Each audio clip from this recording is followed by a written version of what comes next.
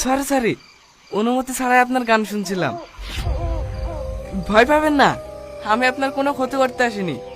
জঙ্গলে ঘুরতে ঘুরতে আপনার গান শুনতে পেলাম, তাই এখানে চলে আসলাম।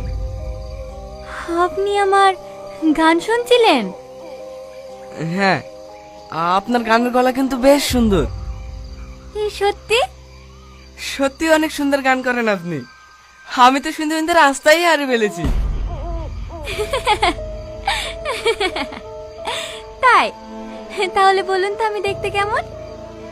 দেখতে আপনি অনেক সুন্দর, বিশেষ করে আপনার চোখ দুটো দেখলে যে কেউ আপনার প্রেমে পড়ে যাবে। আপনাকে তো আগে কখনো এই গ্রামে দেখিনি। কোথায় বাড়ি আপনার? আমি শহর থেকে এসেছি আমার বন্ধুর গার্লফ্রেন্ডকে এই গ্রাম থেকে নিয়ে যাওয়ার জন্য। কোন বাড়ির মেয়ে? ওর বাড়ি না, ওর মামার বাড়ি থেকে। কি নাম ওর মামার? ঠিক মনে নেই, কিন্তু যার সাথে বিয়ে দেওয়ার জন্য এনেছে তার নাম আজিজ, আজিজ মল্লিক। আপনি চেনেন নাকি? খুব ভালো করে চিনি। হ্যালো, কোথায় তুই? কি জানি, অন্ধকারে হাঁটতে হাঁটতে কোথায় চলে এসেছি। তুই একটু দাঁড়া, আমি রাস্তা খুঁজে আসছি। আপনি চলে যাবেন? হ্যাঁ, কিন্তু গ্রাম থেকে না, ভাড়া বাড়িতে।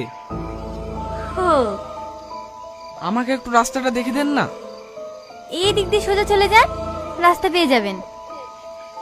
Thank you. আচ্ছা, আপনার নামটা তো জানা হলো না। নামটা না হয় কালকেই জেনে নেবেন। আমি রোজ এই সময় এখানেই থাকি।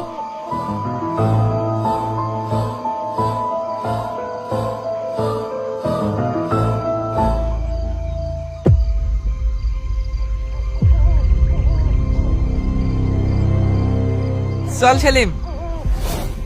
কখন থেকে দাঁড়িয়ে আছি? কোথায় ছিলে এতক্ষণ? ওই একটা মেয়ের সাথে কথা বলছিলাম, দারুণ গান করে জানিস তো। এই ভাই, এত রাতে তুমি এই কোথায় পেলে?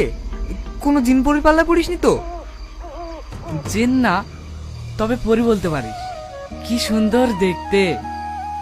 লেলে খুব হয়েছে, আগে আমার প্রেমটা ঠিক কর। হ্যাঁ হ্যাঁ, কি বললো মায়া?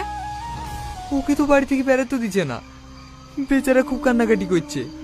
আমার আর ভালো লাগছে না রে। লেলে, তুই আবার শুরু করিসনি। ঠান্ডা মাথায় কিছু একটা ভাব, রাস্তা ঠিক বেরিয়ে আসবে।